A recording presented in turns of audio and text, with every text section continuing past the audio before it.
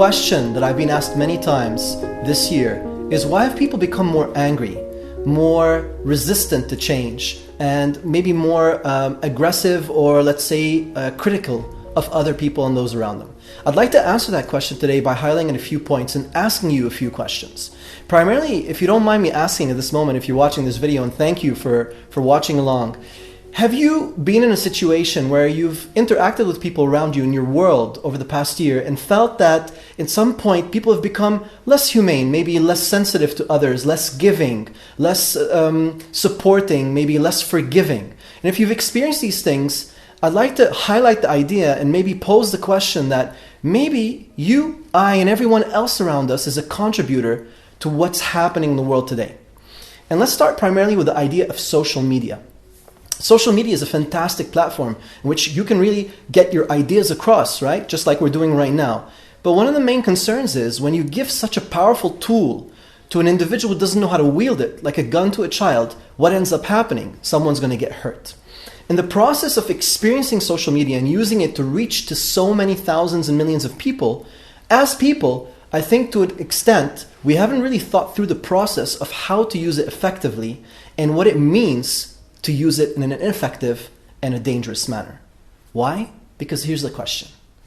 Starting our new year, we tend to make resolutions, and these resolutions are meant to change the quality of our life. Most people focus on losing more weight, increasing their business goals or achieving their business goals, learning something new, developing themselves in some way, eliminating procrastination, right? These are all surface level reactionary goals. But what really makes a difference and change in your life? What are you really looking for? What do you ache for? What do you really need? And in this case, I can tell you as a person, what I really need more than anything is to be at peace. What I need more than anything is to feel happy. And that's a side effect of the quality of my life. What I need more than anything is to be loved and to be able to exchange love and take care of others. So if what we really want out of achieving all these things is the end result of love, care, compassion, warmth, giving, respect, safety, understanding, collaborating, sharing, belonging, can we not create these things from the environment that we currently exist in? Do we really need that much more? And what are we doing with what we already have? So here's the primary question. What I like to pose the question is, how do we use social media in a way that is more effective and gives us a happier quality of life? I'd like to also highlight a few small ideas.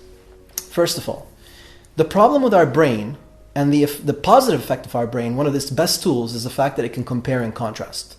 When we're comparing and contrasting, it means very much that we are looking at things we have experienced before, things we're experiencing in the future, and we're considering what type of experience we're going to have. Is it one that meets our upgraded expectations or one that doesn't? So simple example, if you went to a hotel that's a 4-star hotel in a third world country, you're going to experience very basic amenities. But if you go to a 4-star hotel in a first world country, you're going to experience so many more amenities, like a chocolate on your pillow, additional high-speed Wi-Fi, access to a gym. Whereas in a third world country, probably many of those, you're just lucky if you have hot water in the bathroom, right? So what happens is your standard for a 4-star hotel changes. And when that standard changes, now your expectations change. Now this is all fantastic if we're driving towards improving ourselves. But what if we think about the context of our belonging to others? As human beings, we're designed to live within a herd. That herd means a group of people, our social circle. But today with social media, our social circle is no longer 200 and 300 people, it's become in the thousands. And the reason for it is because we're interacting with these thousands via your phone, and in your phone, you feel safe, right? Your phone has no danger for you. So you start to think in your brain that all these thousands of people are your society. They're the people you belong to, and they belong to you.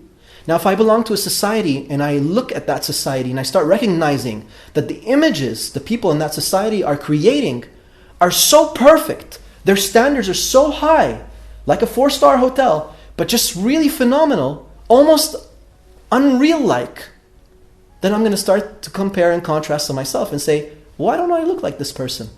Why don't I look like him or her? Why don't I have what him or her have? Why don't I achieve what him or her achieve? Why am I not enjoying life like him or her enjoy life? Why don't I have the perfect marriage like this perfect couple? Why don't I have the perfect children like these perfect parents? And here's the main concern. There's no such thing as perfect. If you look around you with your family in a normal life, in a normal day, We all have our downfalls, or we all have our imperfections. We all have our limitations. So, my dear friends, every time you take a picture on social media, a video, or a message that communicates something that is not real, with multiple filters, you are actually creating the type of world that you would be unhappy to live in. Because you're driving the standards so high that everyone else now needs to compete to belong to that society that they believe they belong in. And so they also raise the standards.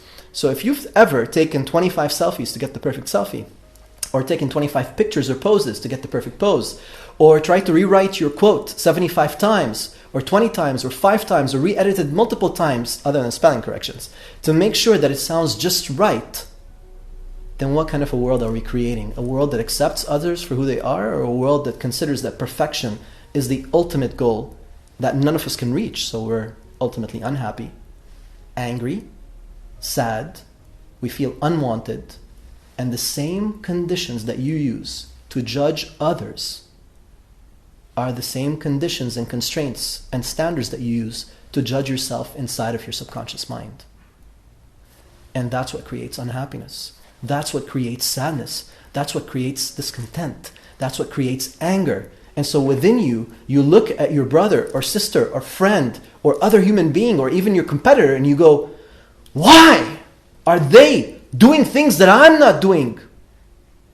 And it creates a world of negative competition versus a world of positive competition. Your benchmark should probably be only yourself.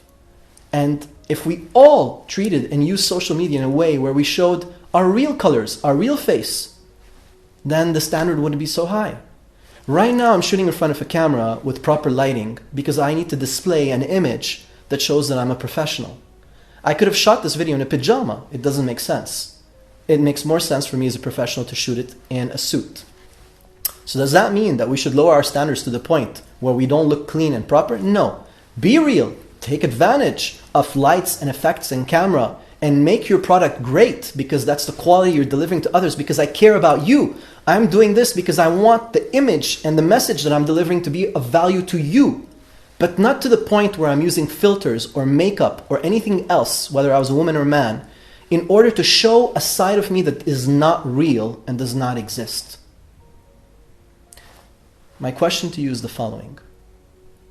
Do you want to be accepted for who you are, or do you want people to accept the image you're creating of yourself? And if so, does that image align with your values? Is it who you truly want to be? What's the type of world we want to create today? Moving forward in 2020, it's a beautiful year.